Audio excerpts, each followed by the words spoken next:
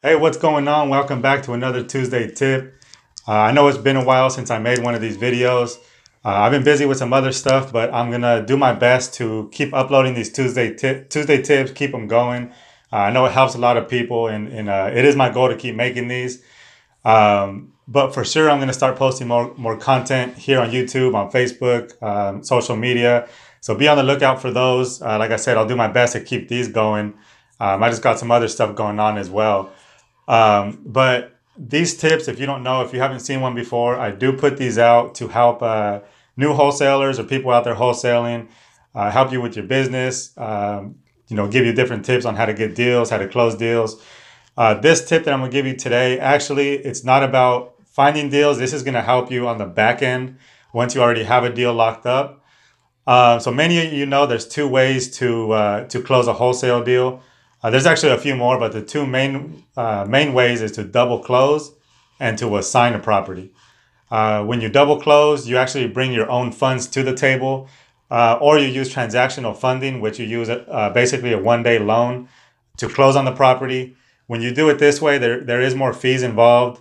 You have to pay for the closing costs and some other fees that could cost you a couple $1,000s depending on the purchase price. That's one way to do it.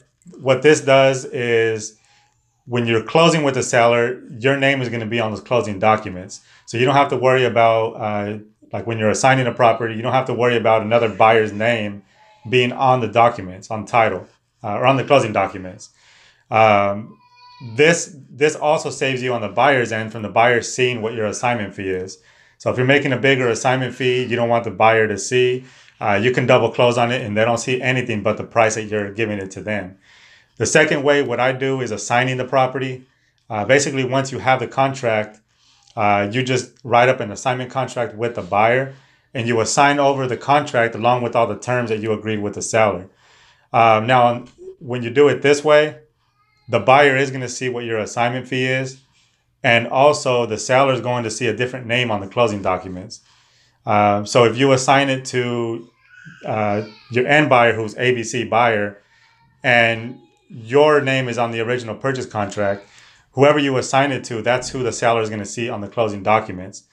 Now, the seller doesn't see what your profit is. All they see is that you assigned it to a new buyer. And sometimes you have to explain this to them, and this stops a lot of people from ever getting a deal or from wanting to assign a deal. And the tip that I have for you today is I always explain to the seller that I'm working with partners. I never say I'm going in alone. I always bring up partners. And truly, you do have partners. You have your end buyers. You have your other wholesalers, your contractors, the title company. So you do have other partners. I always mention partners. That way I can always fall back on them if the price I gave them for some reason was too high or I need to renegotiate. I can just let them know that my partner didn't agree with it, or after we spoke to my partner, we need to lower the price. But I always mention partners because if once they see that you assign it, there's a new buyer, I just let them know that I have different business models. Basically, once we close on the property, we're either going to flip it or we're going to hold it as rentals. And we have different LLCs depending on if we flip it or if we rent it. So if they ask you, why is there another buyer on here? Your name is not on here, it's someone else. Just let them know that it's your partner's LLC or it's your other LLC that you're going to, you decided not to flip it. Now you're going to go ahead and rent it. Just let them know that they're still getting paid the same amount of money. It's just coming out of a different account. So this is a good way to save you a lot of stress on the back end. Just let them know that you change your business model. It's coming out of a different LLC for tax reasons or because you switch your business model, or it's going into a partner's LLC. So don't get caught up on the little things. Little things like this can stop people from closing deals. This is one of the easy parts. Just make sure you know what to say. That you're switching it for different reasons.